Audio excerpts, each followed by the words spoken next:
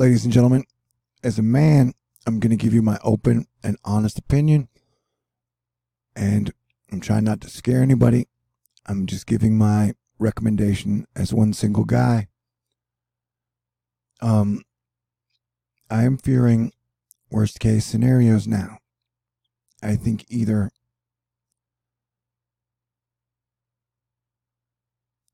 Hurricane Dorian, who most models have going north at some point, Hurricane Dorian, who is still now going west, west, and straight west. I think Dorian is going to continue forward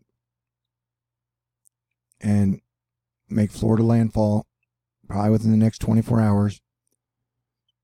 And it will either roll over Florida, or it will roll down the coast, or it will roll down the middle of Florida. And so I don't want to scare the people who are going to stay there. And I don't want to scare the people who don't have the resources to leave even if they wanted to. But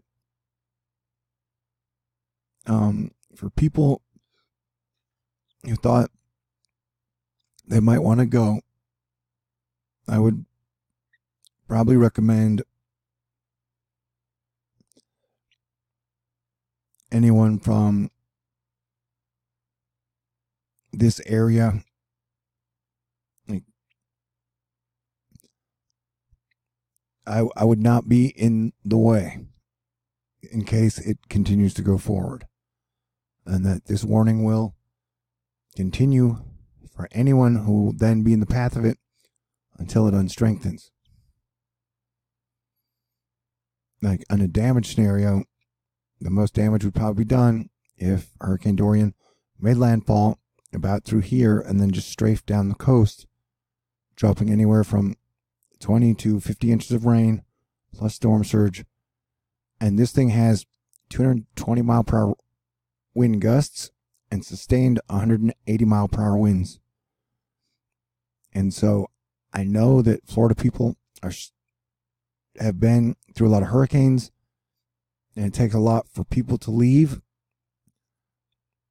and especially if you weren't prepared. But I mean, just watching this thing grow and looking at some of the older rainfall projections, I can't think of any reason why anyone would want to stay in the eye of this thing or anywhere near the storm. I think we are witnessing one of the biggest moments in American history. And I've been trying to do the calculation, and I mean, Dorian is pretty much gone a full degree in about 8 hours. And so very soon he will be about 2 degrees from Florida. So Dorian could technically make landfall within the next 24 hours, 18 at the earliest. And so I don't think the highways are jam-packed. It's 9 o'clock now. And so if anybody's getting a feeling with their family, their kids, their pets, their poor friends, I don't think your work is going to mind if you can afford it. I would say this whole region, I wouldn't want to be around. And if this thing does make landfall and then strafes up the coast, it's going to do a whole lot of damage. It's going to cause a whole lot of flooding. It's going to cause a whole lot of problems. And so these videos are incredibly hard to make, but I'm making them. And this deep thunder model was shown to us a couple days ago, where it makes it to the coast, and if it stopped and spun right there, it could drop anywhere from 40 to 50 plus inches of rain anywhere it stalls. And then this has it maintaining Category 2, Category 3, Category 1 strength hurricane as it moves all the way up Florida. And so this system has maximum damage potential. John Homnuck letting us know from the National Hurricane Center, the hurricane will move dangerously close to the Florida East Coast late Monday through Tuesday night. And so you have a major storm that is Category 5 asterisk WTF with 180 mile per hour sustained winds, 220 mile per hour wind gusts.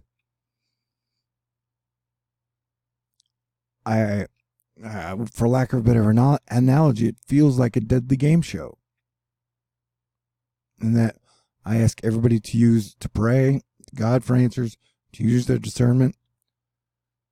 And personally, since 2013, doing this, me doing this for y'all has been very dangerous. And so I've just tried to be fearless and make the right calls. And so I will pray for everyone. I will try and give you guys updates. But I think we're looking at a pretty major disaster that few people describe the scope of how big it would be. So everybody stay cool, and I will be talking to you in the future. God bless everyone.